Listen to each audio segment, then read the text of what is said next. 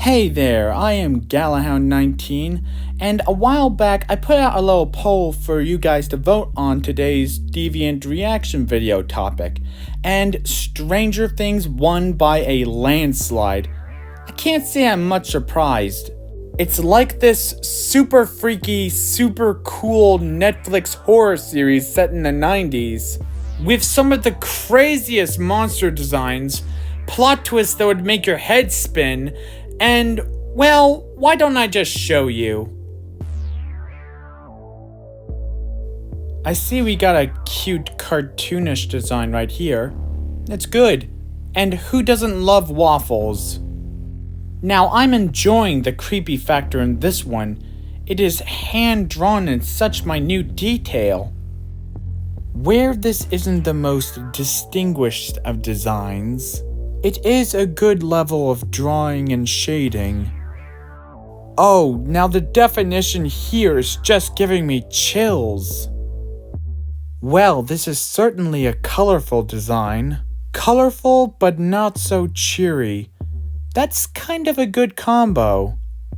Now, how can you not notice that walking Venus flytrap standing right behind you? Here we have different portrayals of Elle, ranging from season 1 and 2, done in a children's storybook sort of way. Well, this one is rather comical. Oh, it's like an It and Stranger Things crossover. Now, the idea itself is pretty obvious, but there's some great definition in this design. Now we're going into some season 1 stuff here. Where this design isn't the most eye-catching of the batch, it is pretty good. Hey, this is some kind of Stranger Things field guide. This is actually pretty cool, and I'm sure it'll be super helpful if the Demogorgon ever escapes the confines of my TV. Ooh, this one might as well have serious written all over it. I especially like the choice of colors, but the shading, that really brings out the intensity of this design. Oh, this is cool. It kinda looks like a heavy metal rock album cover from the 90s or something. The line work and the different colored cross-hatching really pulls the whole thing together. Stranger Things and E.T. Now that's a fun idea for a crossover. This is really good. Every shade of red just adds to the intensity of this design so perfectly. Oh, now this poster shows off every awesome moment from season 4. The detail in this is very anime manga inspired, with an excellent use of colors. Whoa. Now I gotta give this one a 9 on the freakiness factor, maybe a 10. Usually a big flash of color in the background would distract you from the character, but that's not the case here. It's like a real blend of colors and shading really brings out the definition in this character. Damn, this is such an intense scene, and it's glamored up with sparkles. There are certain pieces of art that just leave me wondering, where did this artist find their inspiration? I see we're going full fantasy genre right here. It's a pretty good display of characters, even though you can't really see half of them. The rest of the design is very textured with color, making it real eye-catching. Damn! It's every major moment from season 1 hand-drawn in such proportions, and the cross-hatching really brings it out.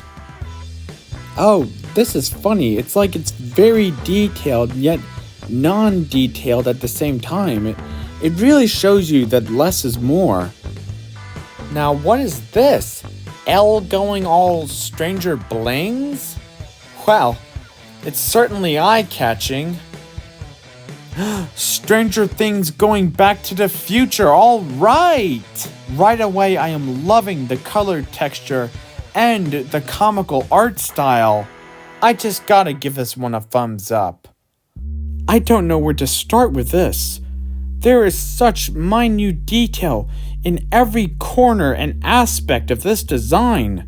Long hours must have went into this perfect betrayal of Season 4. Now this is a pretty good painting. You see, you don't have to go into major detail to create a piece of art. From one glance, I can tell this is the gang looking for their friend while he's running for his life in the Upside Down. Huh, so that's what the game would look like as scared little bobbleheads. All in all, this is a really good blend in colors. And this would be a pretty simple yet pretty looking sketch of Nancy. Now right away, I am loving how this has been hand drawn. It's just so expressive of all the different shades. Damn, another design that would make a killer rock album cover. Now this design might as well have funky written all over it. The artist was rather bold, mashing all these contrast colors together, and yet it really works. Well, that's a pretty depiction of Barb. Yeah, spoiler alert, she dies in Season 1. Whoa, such a wicked scene of pure terror. I gotta say, it takes a lot of skill to put in this much detail amongst all these dark colors. Ah, another anime-style design. I really like the use of bright colors in this one. Now the style of this one, it's like a very detailed blur. And I mean that as a compliment, of course. Now the proportions in these characters only kinda makes them look like bobbleheads. Now I don't mean that as an insult. I enjoy this kind of art style, and I have found that it is rather popular on this site. Oh, this here.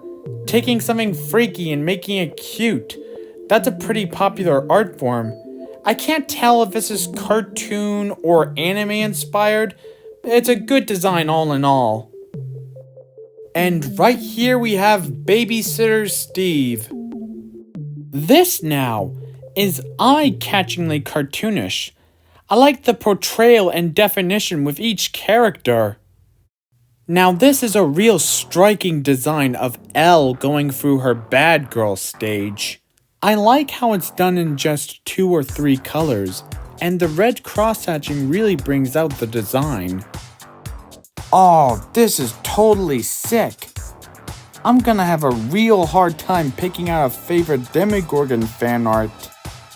OMG, this is disturbingly well done. Never thought those 2 words would go together. This is the kind of design that doesn't need to stand out because it's so dark and ominous. It, in a way, draws people in. Alright, now we got the Mind Flare in a major wicked pose.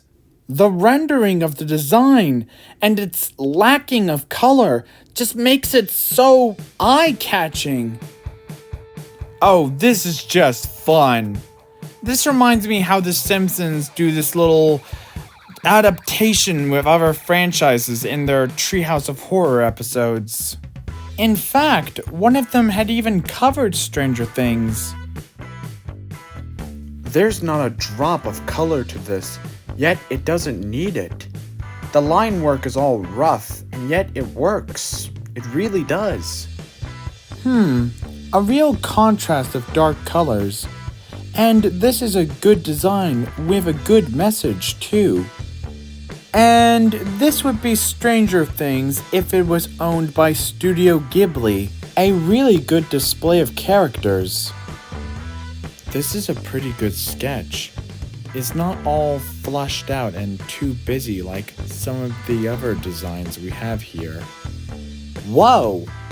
Now I can't tell if this is digital or hand-drawn.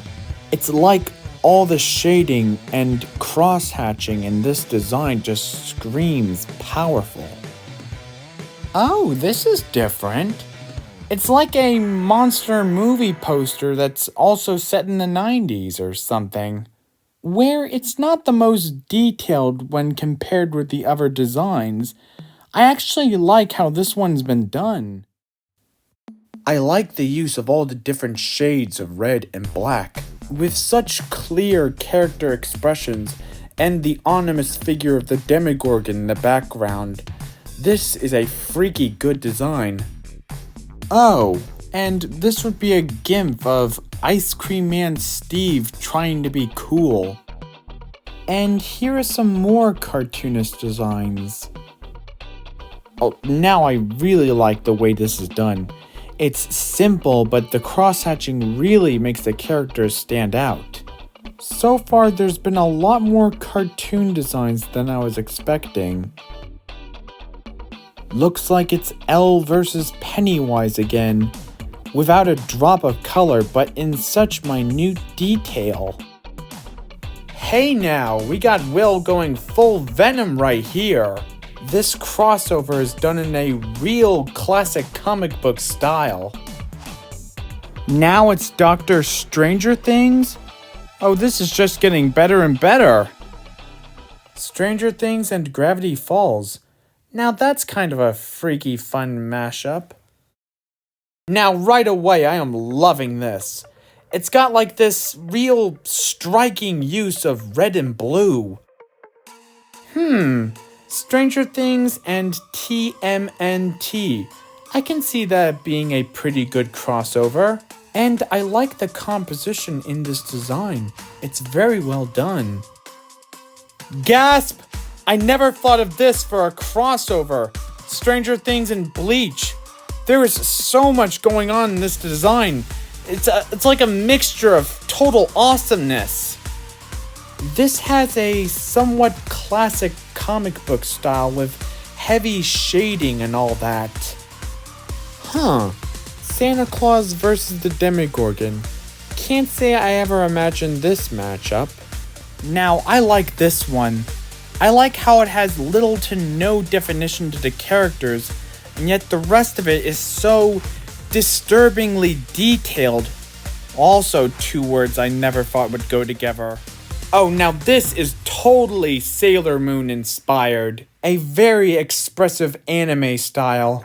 But I think that's enough fan art for one day. Now, if you enjoyed this video, don't forget to like and subscribe. And feel free to comment some suggestions for future videos. For the meantime, how about checking out my other Deviant reaction videos? Or you can watch my tutorial video on how to draw. Anyway, catch you next time.